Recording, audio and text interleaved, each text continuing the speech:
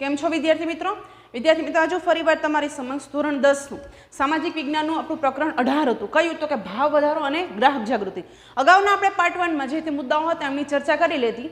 આજના આપણા પાર્ટ 2 માં આપણે ભાવ વધારાને નિયંત્રણમાં લેવા કેવા કેવા ઉપાયો જે છે હાથ ધરવા જોઈએ એ બાબતે આપણે ચર્ચા કરીશું। તો આ 5 પ્રકાર બરાબર ઉપાયો જે છે આવા 5 ઉપાયો જો હાથ ધરવામાં આવે તો જે ભાવ વધારો જે છે એમને નિયંત્રણમાં લાવી શકાય।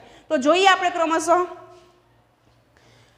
प्रस्तावना જોઈ લઈએ। અર્થતંત્રમાં કુલ ખર્ચ સતત વધતું રહે છે જ્યારે ચીજ વસ્તુઓ સેવાઓનું ઉત્પાદન તેટલા જ પ્રમાણમાં વધતું નથી, તેથી ભાવ વૃદ્ધિ સર્જાય છે। શું કીધું તો કે ખર્ચ જે છે કુલ ખર્ચ એ સતત વધતો રહે પણ જેટલું ઉત્પાદન થવું જોઈએ બરાબર એટલું ઉત્પાદન થતું નથી અને એના પરિણામે શું થાય છે તો કે એના પરિણામે ભાવ વધારો જે છે એ ભાવ વધારો જન્મે છે। ભાવ વધારાને નિયંત્રણમાં લેવા માટે સરકારે અમુક પગલાઓ જે છે એ પગલાઓ ભરેલા છે। જોઈએ આપણે એ પગલાઓને ક્રમશઃ। સૌથી પહેલું છે નાણાકીય પગલાઓ। જોઈએ ભારતની મધ્યસ્થ બેંક અર્થતંત્રમાંથી નાણાંનો પુરવઠો ઘટાડી દે છે, તેથી લોકોની વપરાશી વસ્તુઓ પાછળ નાણાં ખર્ચવાની વૃત્તિ ઉપર અંકુશ આવી જાય છે। આપણા ભારતની મધ્યસ્થ બેંક હોય બરાબર એ શું કરે તો કે એ જે કંઈ પણ નાણાં જે છે એ નાણાંનો પુરવઠો જે છે એ ઘટાડી દે અને એના પરિણામે શું છે તો કે લોકો પાસે નાણાં ન હોય તો એને એ શું કરે તો કે એ જે વસ્તુઓ હોય મોજશોખની એ વસ્તુઓ પાછળનો ખર્ચ કરવા માટે શું કે તે અંકુશમાં લાવે બરાબર। એટલે એ ખર્ચ જે છે મતલબ મોજશોખ પાછળ કરવામાં આવતા ખર્ચ જે છે એ ખર્ચને બંધ કરી દે છે। તેથી વસ્તુઓની માંગ ઘટતા ક્રમશઃ ભાવ ઘટે છે અને એના જ પરિણામે વસ્તુની ડિમાન્ડ ઘટી જાય। હવે એ વસ્તુ વાપરવાનો બંધ કરી દઈએ અથવા તો અંકુશમાં લાવી દઈએ તો એના કારણે શું થશે તો કે એના કારણે વસ્તુઓ જે છે એની માંગ ઓછી થઈ જાય અને ઓછી થવાના પરિણામે ભાવ જે છે એ ભાવ એનો ઘટે છે। બીજું મધ્યસ્થ બેંક દ્વારા ધિરાણ નીતિમાં વ્યાજના દર ઊંચા કરે છે, તેથી લોન કે ધિરાણ મોંઘું બનતા બિનજરૂરી મૂડીરોકાણ કે સટ્ટાકીય રોકાણ અટકે છે। બીજી તરફ વ્યાજના દર વધતા લોકોની બચત વૃત્તિમાં વધારો થાય છે અને ડિપોઝિટોમાં વિવિધ બચતોના રોકાણો વધે છે। આમ ભંડોળ પ્રાપ્તિના અભાવે સટ્ટાખોરી સંગ્રહખોરી અટકે છે અને નફાખોરી પર અંકુશ આવે છે। હવે બીજું શું કરે બેંક તો કે બેંક જે છે મેં તમને આના પહેલાંના વિડીયોમાં પાર્ટ 1માં સમજાવ્યું તો કે બેંક લોન આપે ને એ લોનમાં વ્યાજનો દર વધારે રાખે બરાબર। તો એના પરિણામે શું થાય તો કે લોકો જે છે ઓછા વ્યાજે લોન મળતી હોય તો દરેક લોકો લોન જે છે લઈ લે, પણ વધારે વ્યાજે જો લોન મળતી હોય તો લોકો જે છે એ લોન લેતા નથી। અને બીજી તરફ તો કે આપણે જે ડિપોઝિટ આપણી પાસે પૈસા છે આપણે બેંકમાં વ્યાજે મૂકવા છે તો એ જે વ્યાજનો દર છે રેટ ઓફ ઇન્ટરેસ્ટ જેને કહેવાય એ દર કેવો રાખે ઊંચો રાખે, તો જેથી કરીને વ્યક્તિઓ શું કરશે તો કે એ બચત કરી અને મૂડી જે છે બેંકમાં જમા કરશે, કારણ કે એને ખબર છે કે રેટ ઓફ ઇન્ટરેસ્ટ વધારે છે તો આપણને એનું વળતર જે છે વધારે મળવાનું છે, આપણને એનું જે વ્યાજ છે એ વધારે મળવાનું। તો એના કારણે શું થશે તો કે જે બચત છે બરાબર એ મૂડીરોકાણ એ લોકો પાસે સચવાઈ રહેશે। તો આવું પણ સરકાર કરે છે। બેંક દરોમાં વધારો થતાં વ્યાપારી બેંકોને ધિરાણ પણ વધારવો પડે છે, તેથી ધિરાણનું પ્રમાણ ઘટે છે।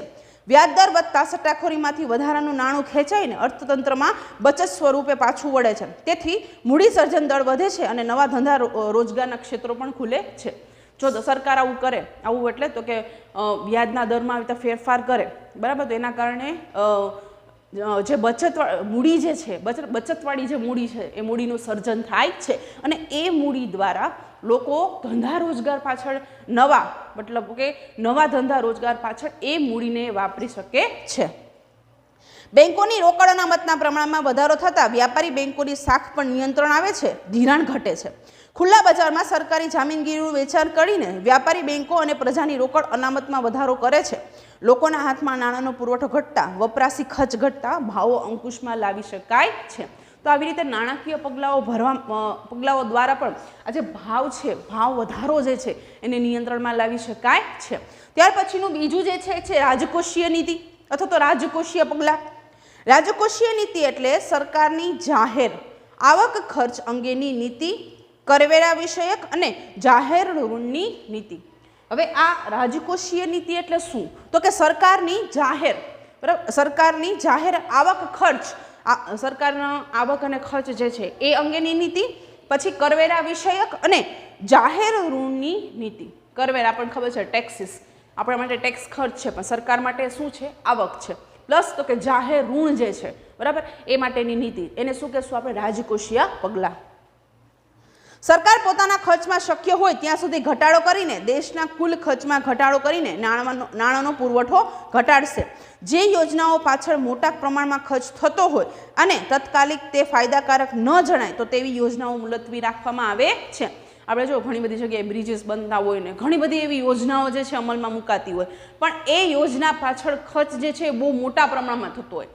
અમુક યોજનાઓ એ છે કે જે લાભકારી છે, કે જેની પાછળ ખર્ચ કરવો જોઈએ એવું, પણ અમુક યોજનાઓ એવી છે કે જે ના કરીએ તો સામાન્ય લોકોના જનજીવનમાં કોઈ મોટો ફેરફાર ન થાય. તો એવી જે યોજનાઓ છે, બરાબર, કે જેનો અત્યારે કોઈ કામ નથી, તો એવી યોજનાઓની મુલતવી રાખે તો એના પરિણામે શું થાય? તો કે એનો ખર્ચ જે છે ખર્ચ ઓછો થઈ જાય છે.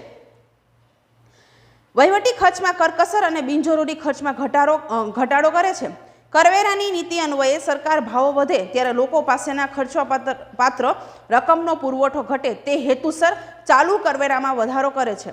આવકવેરા, કંપની વેરો, મિલકત વેરો વગેરે વધારવામાં આવે છે. નિકાસો પર પણ નિયંત્રણ મૂકવામાં આવે છે અને આયાતો પર ઊંચા દરે જકાત નાખીને આયાતી વસ્તુઓ મોંઘી બનતા આયાતો અટકે છે. આવી રીતે આયાત નિકાસના પ્રમાણમાં જો આયાત નિકાસની પદ્ધતિમાં પણ જો ફેરફાર કરવામાં આવે તો ઘણો બધો કહેવાય ને કે ભાવ વધારો જે છે એને નિયંત્રણમાં લાવી શકાય છે.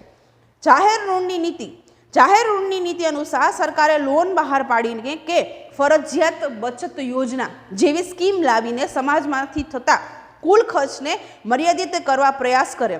બચતોને પ્રોત્સાહન આપવા વિવિધ પ્રોત્સાહકીય પગલાં ભરે. જાહેર કરજોનું પ્રમાણ ઘટાડે. સરકાર સબસિડી રૂપી સહાયમાં પણ ઘટાડો કરે. પ્રત્યક્ષ કરવેરાનું પ્રમાણ અને વ્યાપ વધારે.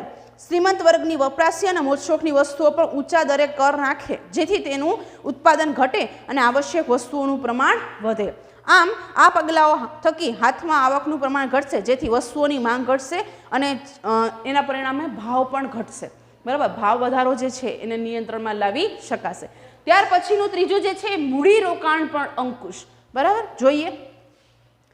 બિનજરૂરી કે મોજશોખની વસ્તુઓ પાછળ મૂડીરોકાણ ઘટે તે માટે લાયસન્સ કે પરવાના પદ્ધતિ અમલમાં મૂકે છે અને ઉત્પાદકીય સ્વરૂપના કૃષિ ઉત્પાદનો અને ઔદ્યોગિક ઉત્પાદનો વધે એવા મૂડીરોકાણને ઉત્તેજન આપે છે. મોજશોખની વસ્તુઓ પાછળ કરવામાં આવતા જે ઉદ્યોગો જે છે, બરાબર, એના ઉપર શું કહેવાય તો કે પરવાના પદ્ધતિ, પરમિશન પદ્ધતિ, કે ભાઈ તમારે એવો ઉદ્યોગ સ્થાપવો છે તો સરકારની પરમિશન લેવી પડે. બરાબર, આવી પદ્ધતિ અમલમાં મૂકે તો એના કારણે શું થાય તો કે થોડુંક એનું જે મોજશોખ પાછળ કરવા જે મોજશોખની વસ્તુઓ જે છે, વપરાશી વસ્તુઓ જે છે એના ઉત્પાદનમાં શું થઈ જાય છે? ઘટાડો થઈ જાય છે. સટાકીય મૂડીરોકાણ ઘટે, આવશ્યક વસ્તુઓનું ઉત્પાદન વધે, ઉત્પાદન શક્તિ વધે એવા પ્રોત્સાહક પગલાં લેવા જોઈએ. વ્યાજના દર વધારીને બચત વૃત્તિને ઉત્તેજિત કરીને મૂડીસર્જન વધે તેવા પ્રયત્ન કરવા જોઈએ. ખરેખર જેની જરૂર છે, દેશમાં જે વસ્તુની જરૂર છે એનું ઉત્પાદન વધે એવો સરકાર પ્રયત્ન કરવો છે. બીજા અન્ય જે છે કે જેના કારણે કોઈ ફેર ન પડતો હોય એવી વસ્તુઓનું ઉત્પાદન ઘટે તો એના કારણે શું થશે તો કે જે વપરાશી વસ્તુઓનું ઉત્પાદન વધવાના કારણે, બરાબર, આ ભાવ વધારો જે છે ને નિયંત્રણમાં લાવી શકાય છે. કારણ કે વપરાશી વસ્તુઓનું ઉત્પાદન વધે તો માંગને પહોંચી વળી શકાય છે અને માંગને પહોંચી વળી શકાય તો ભાવ વધારો આવે નહીં. ત્યાર પછીનું ચોથું છે ભાવ નિયમન અને માપબંધી. જાહેર વિતરણ પ્રણાલી, જેને આપણે કે ને આ જે પીડીએસ છે એ ભાવ વધારાને અંકુશમાં રાખવાની વ્યૂહરચનાનું એક પગલું તે જાહેર વિતરણ પ્રણાલી છે, એટલે કે જે પીડીએસ જેને આપણે કહીએ, જે ભારતમાં 1977થી અમલમાં આવી છે. પીડીએસ પદ્ધતિ પ્રણાલી જે છે એ 1977, બરાબર, 1970થી અમલમાં મૂકવામાં આવી છે. જેનો હેતુ સમાજના નિમ્ન આવક જૂથને, જેને અંત્યોદય કુટુંબ કહેવાય, અને ગરીબી રેખા નીચે જીવતા જેને બીપીએલ કહેવાય, બિલો પોવર્ટી લાઇન, બરાબર, આપણે અગાઉના પાઠમાં એના વિશેની માહિતી મેળવી હતી. બેરોજગારીને ગરીબી ને બેરોજગારીવાળા જે યુનિટ હતો, બરાબર, એમાં આ વિશેની આપણે માહિતી મેળવી હતી કે અંત્યોદય કુટુંબ કોને કહેવાય અને બીપીએલ જે છે એ કોને કહેવાય. અને ગરીબી હેઠળ ના અને ઉપરના ઓછી આવક ધરાવનારા તે વર્ગને આવશ્યક ચીજ વસ્તુઓ વ્યાજબી ભાવની દુકાનો, જેને FPSS કહેવાય, દ્વારા ઉપલબ્ધ કરાવવાનો છે. આપણે જે રાશન કાર્ડની દુકાનો કહીએ એ. આજે દેશમાં અંદાજે 4.92 લાખ વ્યાજબી ભાવોની દુકાનો, જેને FPSS કહેવાય. કેટલી કીધી? 4.92 લાખ, 4.92 લાખ. બરાબર. જે વાજબી ભાવની દુકાનો જે છે એ FPSS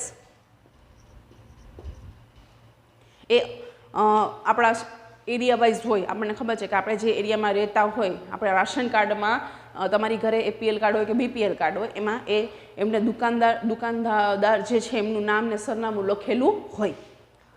આ દુકાનોમાં વેચાતી વસ્તુઓના ભાવ ખુલ્લા બજારની દુકાનોના ભાવની સરખામણીમાં ઓછા હોય છે. મેં તમને અગાઉ જે પાઠ સમજાવ્યો હતો એમાં કીધું હતું મેં કે 2 રૂપિયા કિલો ઘઉં. હવે તમે ઘઉં સામાન્ય જનરલ સ્ટોરમાં લેવા જશો, 2 રૂપિયા કિલો નહીં મળે. 3 રૂપિયા કિલો ચોખા, હવે એ પણ તમે અગેન જનરલ સ્ટોરે લેવા જાઓ તો 3 રૂપિયા કિલો ચોખા મળશે નહીં. એટલે કે બીજાની કમ્પેરમાં એના ભાવ જે આ જે જાહેર પ્રણાલી વ્યવસ્થા હોય, બરાબર, જે રાશન કાર્ડની દુકાનો હોય ત્યાં જે તે અનાજનો ભાવ જે છે એ ઓછો હોય છે. આ વાસ્તવિક ભાવ અને વ્યાજબી ભાવની દુકાનોમાં વસ્તુઓના ભાવનો તફાવત સરકાર ચૂકવે છે. એ જે ડિફરન્સ છે, બરાબર, આપણે એમ જોવા જઈએ તો 20 રૂપિયાના કિલો ઘઉં હોય, ચોખા હોય, બરાબર, 20 રૂપીસ kg. અહીંયા કેટલાના હતા? તો કે અહીંયા 3 રૂપિયાના. ક્યાં? આ ફેર પ્રાઇઝમાં, બરાબર, જે ફેર પ્રાઇઝ સ્ટોર હોય ત્યાં. હવે આ બે વચ્ચેનો જે ડિફરન્સ છે, બરાબર, જે 17નો ડિફરન્સ છે, 17નો ડિફરન્સ કોણ ભોગવે છે? તો કે સરકાર ભોગવે છે. બરાબર. તો આ જે છે, બરાબર, અમુક એવા કુટુંબો છે, અંત્યોદય કુટુંબ છે, BPL છે, પછી તો કે ગરીબી હેઠળ નીચે જીવતા લોકો છે, તો આવા બધા લોકોને ઓછા ભાવે આ જે જીવન જરૂરિયાતની વસ્તુઓ જે છે, બરાબર, એ પૂરી પાડવામાં આવે છે. અને એ બે વચ્ચેનો ડિફરન્સ છે એ કોણ ભોગવે છે? સરકાર ભોગવે છે. આ રકમને સબસિડી કહે છે. આ જે 17ની રકમ છે, બરાબર, એને શું કહેવાય છે? સબસિડી કહેવાય છે. કૃત્રિમ અછત, સંગ્રહખોરી અને કાળા બજારમાં મન ફાવે તેવી ભાવ વધારાની પરિસ્થિતિમાં ગરીબોના જીવન સ્તરને ટકાવી રાખવા માટે જાહેર વિતરણ પ્રણાલી, જેને PDS કહેવાય છે, એ આશીર્વાદરૂપ બની છે, જે ભાવ વૃદ્ધિને અંકુશમાં રાખે છે. આ વ્યવસ્થાની સફળતાનો આધાર અનાજ વિતરણ અને વહેંચણીની વ્યવસ્થા માટે કુશળ અને કાર્યક્ષમ વહીવટીતંત્ર, પારદર્શી વહીવટ અને પ્રામાણિક એવા દુકાનદારો પર રહેલો છે. અહીંયા પણ આ વસ્તુનું જે વેચાણ થતું હોય ત્યાં દુકાનદારો પણ પ્રામાણિક હોવા જોઈએ. બરાબર. તો આવી બધી રીતે સરકાર જે છે એ ભાવ નિયમન અને માપબંધી કરે છે. ત્યાર પછી છે છેલ્લું છે ભાવ નિર્ધારિત તંત્ર. સંગ્રહખોરીને, સટ્ટાખોરીને ડામવા, આવશ્યક વસ્તુઓના ભાવને વ્યાજબી સ્તર પર ટકાવી રાખવા માટે તથા તે સહેલાઈથી બજારમાં મળી રહે તે માટે સરકાર આવશ્યક ચીજવસ્તુઓના ભાવ નિર્ધારણનું કાર્ય કરે છે. વેપારીઓને તે જ નિર્ધારિત ભાવોએ બજારમાં વસ્તુઓ વેચવામાં આગ્રહ રાખે છે. કોઈ પણ વસ્તુ હોય ને એના ભાવ એક સરખા હોવા જોઈએ. બહુ વધારે પડતો ડિફરન્સ જે છે એ હોવો જોઈએ નહીં.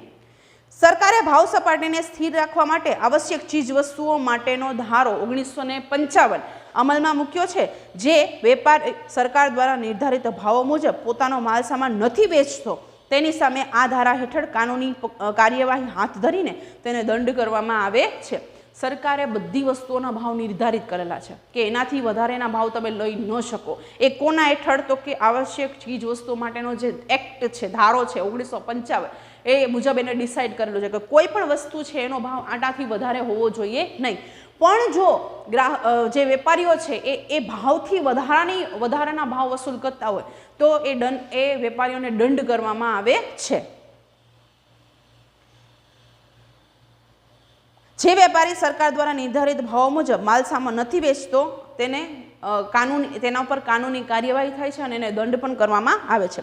સંગ્રહખોરો, કાળા બજારિયાઓ, સટ્ટાખોરો સામે સઘન ઝુંબેશ રૂપે prevention of anti social activities act, જેને PASA કહેવાય. તમે આ ઘણી વખત ન્યૂઝપેપરમાં એમાં સાંભળ્યું હશે. બરાબર. આવા જે વેપારીઓ હોય ને, બરાબર, એના ઉપર PASA, બરાબર, એ મુજબ, બરાબર, એ એક્ટ મુજબ એવું ઘણી વખત ન્યૂઝપેપરમાં લખેલું હોય. હવે એ PASA જે છે ઓગેન એનું ફૂલ ફોર્મ શું થાય? તો કે prevention of anti social activities act. Prevention of anti social activities act. એ ધારા મુજબ જરૂર પડીએ કાયદેસર અટકાયત પણ કરવામાં આવે છે. ભાવ વૃદ્ધિને નાથવા વેપારીઓના ગોદામોમાં રાખેલ ચીજવસ્તુઓના જથ્થાનું નિયમન, ચેકિંગ, સ્ટોક પત્રકો, ભાવપત્રકો પ્રદર્શિત કરવા અંગેની કાનૂની જોગવાઈઓ અને તેના ઉલ્લંઘન માટેના કડક શિક્ષાત્મક પગલાઓ દ્વારા ભાવ વૃદ્ધિને નાથવાના પ્રયાસો હાથ ધરવામાં આવે છે. સરકારે અત્યારે સુધીમાં ડુંગળી, ચોખા, કપાસ, સિમેન્ટ, ખાદ્ય તેલ, પેટ્રોલ, ડીઝલ, રાંધણ ગેસ, કેરોસીન, ખાંડ, એલ્યુમિનિયમ, લોખંડ, પોલાદ, રેલવેનુર વગેરેના ભાવ નિર્ધારિત તંત્ર આધારે નક્કી કર્યા છે. કેટલીક જીવન રક્ષણ દવાઓના ભાવો પણ આ રક્ષણ હેઠળ બાંધવામાં આવ્યા છે અને એના કારણે શું થાય છે તો કે આ બધી વસ્તુના ભાવ નિર્ધારિત કરેલા હોય ને એટલે જે ભાવ વૃદ્ધિ જે છે, ભાવ વધારો જે છે એને અટકાવી શકાય છે. આમ ભાવ વૃદ્ધિને અટકાવવાના ઉપાયો એકબીજાથી સ્વતંત્ર કે અલગ નથી, પરંતુ પરસ્પર આધારિત છે. તેથી છૂટાછવાયા એકલ દોકલ પગલાં ભરવાને બદલે સર્વગ્રાહી પગલાં ભરીશું તો ધાર્યા પરિણામો જે છે એ જરૂર ને જરૂર પ્રાપ્ત થશે. તો વિદ્યાર્થી મિત્રો, આ પાઠ અહીંયા સુધી રાખીએ. નેક્સ્ટ વિડીયોમાં આનાથી આગળના મુદ્દાઓ જે છે એમની આપણે ચર્ચા કરીશું. ત્યાં સુધી નમસ્કાર.